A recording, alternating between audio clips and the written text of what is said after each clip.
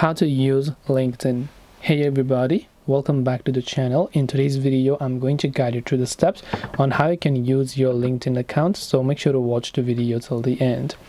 In order to use LinkedIn, especially if you are a beginner, it's very simple. Now, of course, this is assuming that you have already signed up and created an account. If you don't know how to create an account, we also already have a dedicated tutorial for that, so you could definitely check that out. So once you have your LinkedIn app opened up, by default, you will be on the home page where you'll be able to scroll through your connections, post, their timeline, and whatever else they have been sharing or celebrating on the LinkedIn platform.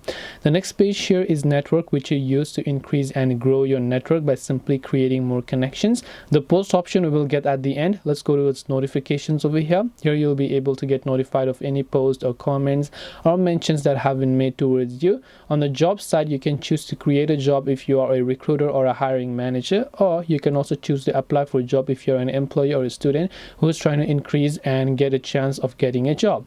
Now, coming to the post tab, by the way, here you'll be able to post anything about your professional life like other people does. You can share your thoughts. This will help you increase your engagement. If you come to the DMs tab, you'll be able to continue your conversation with anybody that have already connected with you.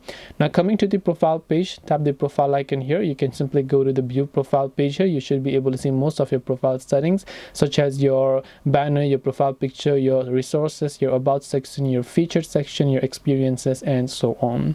And this is how you can use LinkedIn as a beginner. Hope this video was really helpful.